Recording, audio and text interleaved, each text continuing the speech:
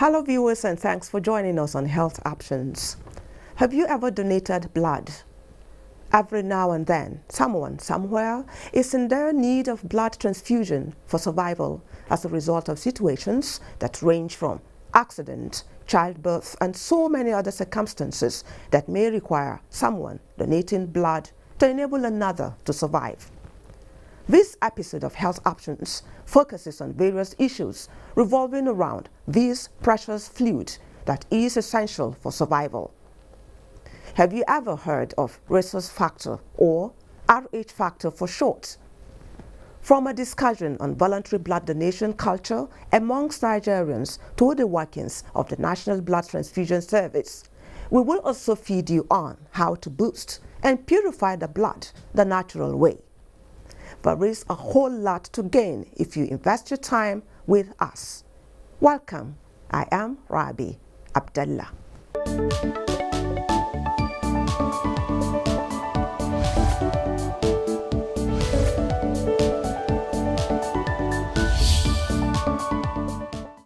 With me in the studio to throw more light on blood-related issues in the country is the National Coordinator, National Blood Transfusion Service, Dr. Oluwatoyin Smith.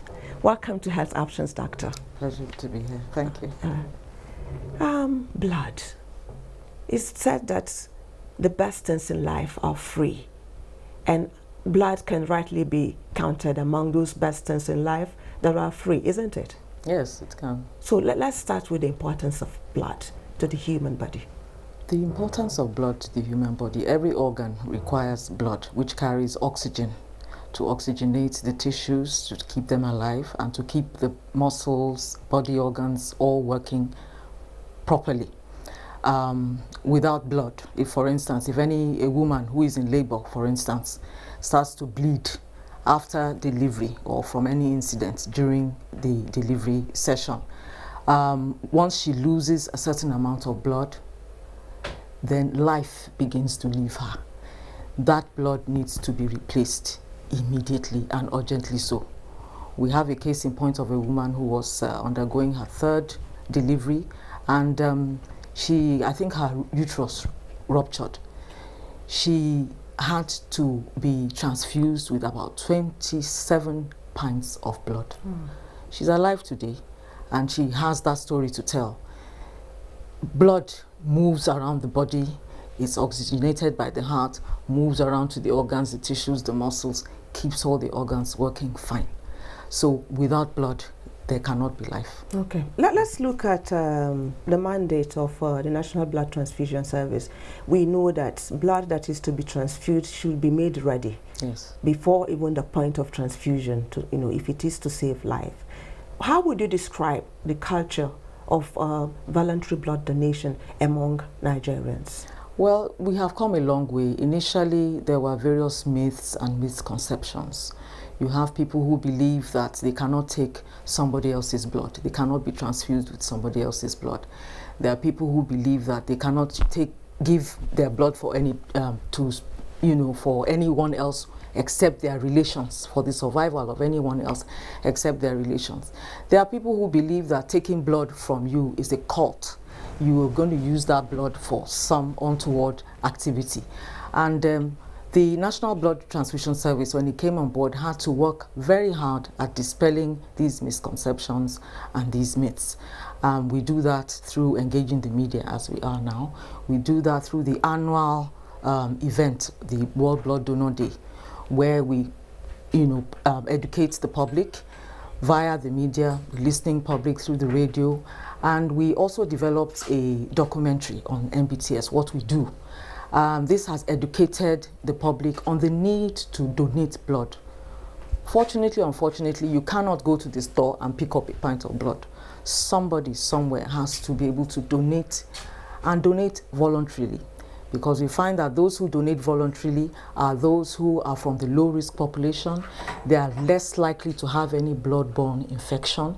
And when we screen the blood out for hepatitis B, HIV, hepatitis C, and syphilis, it will now be safe, considered safe for transfusion for patients in the hospitals and so on. Okay, so I know that as the name implies, voluntary blood donation, which means it is given free. How do you reconcile a situation whereby donors go to your service to donate blood, and at the end of the day, people are giving blood in the hospital, you know, at very high charges? All right, blood at the National Blood Transfusion Service is issued out at 5,000 naira. And this 5,000 naira is a processing fee, so to speak. It's a handling charge. Why? Because the blood collected goes into a fresh blood bag. We're not reusing bags here. And the consumables that are used to even collect the blood from the client, they need to be fresh, sterile, aseptic. And then this blood, when collected, has to be refrigerated. So come PHCN or not, there must be constant electricity supply. So you're buying, you're paying for your PHCN, and you're paying for diesel when the need arises. And you know, the refrigerator, the blood units are kept at suboptimal temperatures just to make sure that it is viable when it's issued out. Blood has an expiry, has a short shelf life of about 35 days. And so that means after 35 days, whether you've screened it or not, it has expired. You can't give it out. So it's that process, those materials, the consumable items, that is being charged.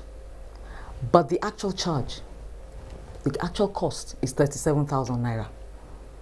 At 5,000 naira, with which it is issued out, it is highly subsidized.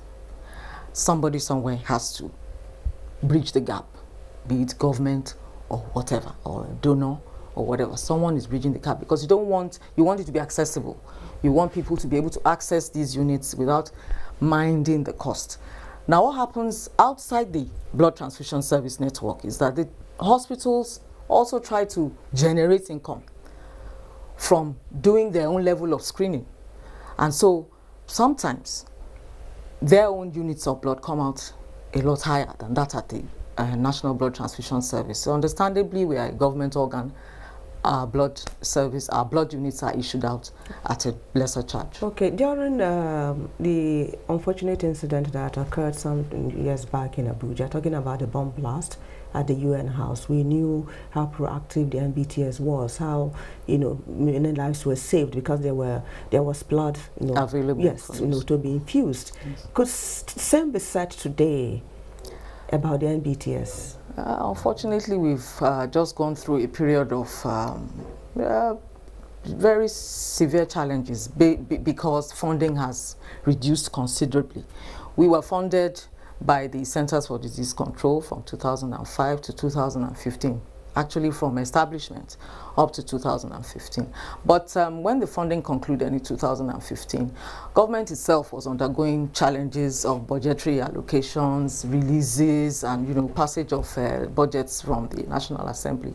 So we were not being funded. There was a period of, we are still in transition. We're not adequately funded, and the blood service connotes recurrent costs. Operational costs needs to be there. People have to go out to recruit voluntary blood donors. The blood units collected have to be screened and issued out within 35 days. And the screening reagents themselves are very expensive. So, and they also have a short life of about 3 months. They are cold chain dependent, and they need to be used during that time. So funding, it just implies funding has to be regular, has to be released promptly and on time. And screening reagents have to be adequate. You can't start having out of stock. So we've had a challenge of funding. What are we doing to overcome that? Well, to overcome it, we at the point when funding was reduced, we had to actually disengage some of our voluntary, blood donor recruiters, counselors, and phlebotomists. We've been working very hard to try to get them absorbed by the head of civil service. We've overcome that challenge. We've received approval to do that. And so we're just finalizing the regularization process. So when we get more people on board, then we will have those who will work to collect the blood units. Also, we have recently been granted a self-accounting status, which connotes the fact that the blood service will now receive funding a little bit more directly, and not through the ministry, as it were. Okay. And then the bill, the Federal Executive Council approved the National Blood Service Commission bill in February. And the bill right now is with the presidency. We're expecting that any time from now it will be forwarded to the National Assembly for the enactment of a law, so that we can work, we can regulate blood transfusion practice, and we can improve upon what we have been doing. On a final note now, can you just stress the benefit of blood donation? Because I've heard that if you don't even shed, it has, the process of shedding of itself. Can you, so it's not about, oh, I'm giving it out and I'm going to experience blood shortage because I'm donating to someone. Can you just dispel that misconception? Yes, at the blood transfusion service, we just collect about 450 mils of blood. It's 1 pint. It's a little less than the sachet of pure water. And we don't collect more than 1 pint at a time. Every woman can donate every 4 months, and males can donate every 3 months. And what we've done to the health benefits of blood donation, it brings joy to many. It saves a life, and then it has it helps to, if for those who donate regularly, it mitigates severe cardiovascular function. You are less likely to have incident of heart attack and so on. And then at the blood service, when you come in, you have the opportunity of having a mini health check. Your blood pressure is taken, your hemoglobin level is taken, your weight is taken, basic things. And then they take a history, they go through your medical history. So you have that opportunity of doing that. And at the end of the day, you know your status, whether you have HIV or not, although it is yet to be confirmed. But we can screen for that. And after donating, within 48 hours, new blood cells are formed. This is like rejuvenating yourselves. Most donors will tell you that after donating, they feel re-energized and reinvigorated. Okay. Thank you so much, Dr. Smith, for coming on Health Options. I'm a voluntary blood donor, and I can really speak on that. It comes with a lot of benefits. So do go join the bandwagon of voluntary blood donors.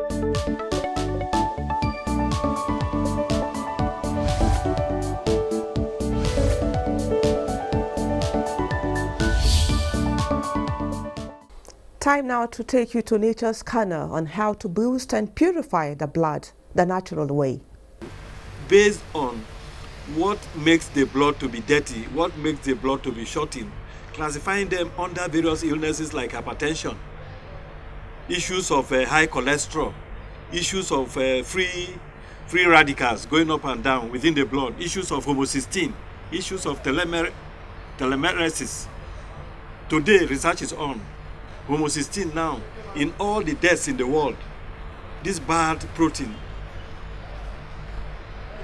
the bad protein has been found out to be involved in all disease situations.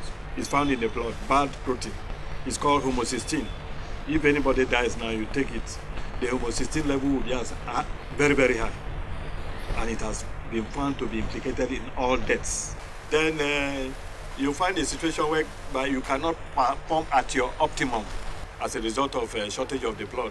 And if there are accidents and the individual involved has a lot of loss of blood, the blood has to be replenished immediately after carrying out some basic tests to see that the blood is free of the normal hepatitis, HIV/AIDS, and other blood infestations. Such bloods are administered to the people. So to start with the basic food materials I have, here is tomatoes. Tomatoes is well combined with soya beans, which is here. And it raises the blood level beyond human imagination. These two products, you can see them in its raw form. It does so with sickle cell patients. This product, when it is properly combined, this is the role it plays. And the blood it gives is more than any conventional blood tonics. Then you have the all-time ginger. Ginger, when combined with kuka, you know, waste in the blood is what makes blood not to function well. And this one prevents it. It also blocks against colon cancer. And you know, colon cancer, lung cancer are the two most prominent cancers in the world, affecting 1.8 million people and killing 1.6 million people. Our almighty red beans or kidney beans, whose powder is here, is a beans of repute, as it deals with a shortage of blood in kidney infestation.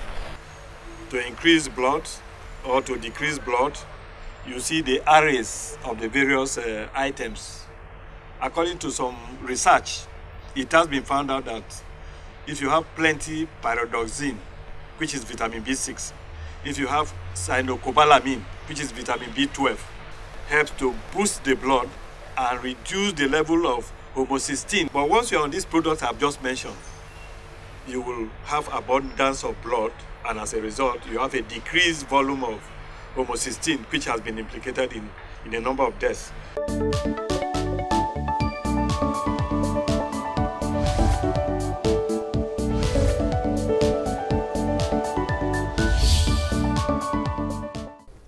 Rh factor is a protein that can be present on the surface of the red blood cell.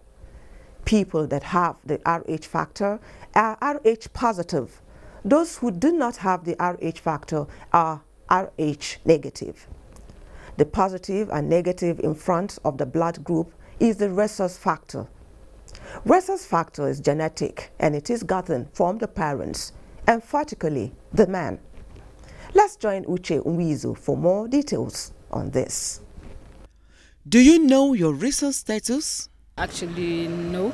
I don't know what it is. The rhesus group, I don't know that. My genotype and my blood group. Rhesus factor, experts say, is the protein found on the surface of red blood cells, which is hereditary. It is responsible for many maternal-child health complications when incompatible. Recently, we call it the rhesus blood group. In the past, it used to be called the rhesus factor. The rhesus blood group is a kind of blood antigen that has group D. There are many antigens in the blood that affect blood transfusion, in the sense that when you transfuse, before you can transfuse somebody with blood, you have to check for these antigens and be sure that it is compatible. So if you are going to give somebody who has a blood group, rhesus blood group negative, you must try and give that person a rhesus blood group that is negative. Now, you talk of things like A, B, and O, and also the rhesus blood group, which is D. It can be positive, it can be negative.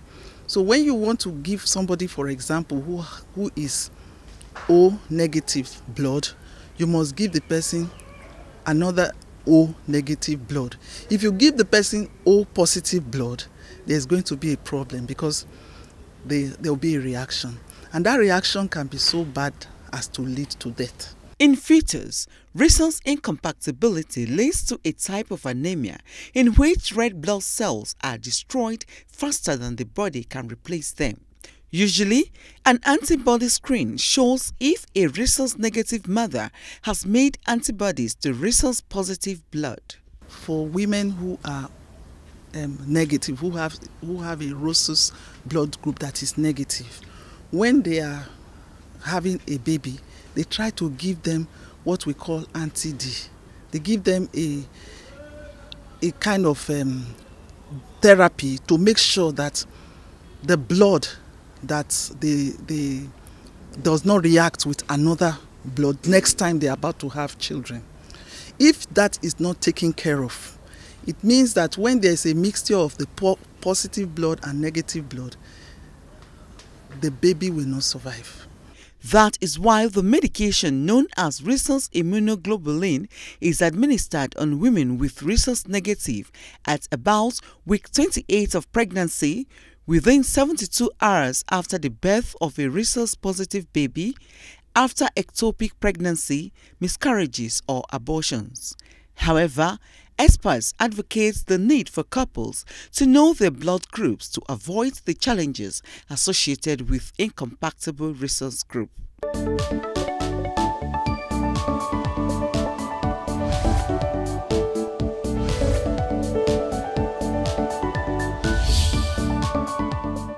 Thank you, Uche.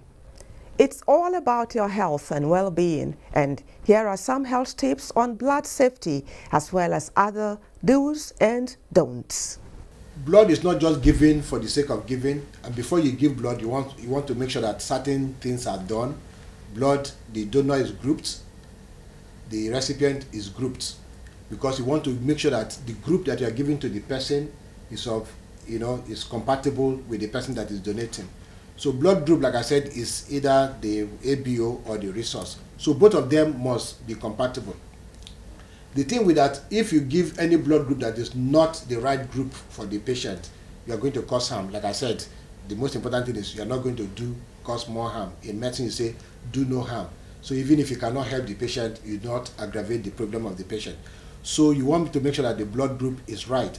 And both A, B, O are right, and some other ones which I'm not going to talk about for the purpose of this lecture. And then the rhesus blood group. Somebody can be rhesus positive or negative. Now, the most important thing is the question you ask. For a husband and a wife, their rhesus blood groups, should be compatible. If they are not compatible, the child they are going to have is going to have some problem that may necessitate blood transfusion. Not necessarily for themselves, but for the children especially. For example, if you have a man who is rhesus positive and you have a woman who is rhesus negative, now they can have a child who is either rhesus positive or rhesus negative. Now, if the child is rhesus positive or negative, there are some implications, because the child may be developing what we call some antibodies. And what are antibodies? Antibodies are things that will fight against, like they say, antibody against self. Some of them will be, immune, or some of them may be acquired. So if the child develops an antibody against a particular red cell, okay, either against the mothers or against the fathers, especially against the mothers, you find out that the child will be having, what we call hemolysis, where the blood cells are, destroyed. And such a child will definitely require blood transfusion. And sometimes it can be so severe that the child is born dead. Okay, so the rhesus blood group is very important in respect to blood transfusion, because it also comes in from both the parents, either the father is blood group rhesus negative or rhesus positive, or the mother is rhesus. So that is very key, so that you don't have this issue of the child developing antibodies against the red cells of the mother that will cause more problem for the subsequent babies that will either require blood transfusion or even be delivered, as stillbirth. So that is the most important thing when it comes to rhesus blood group.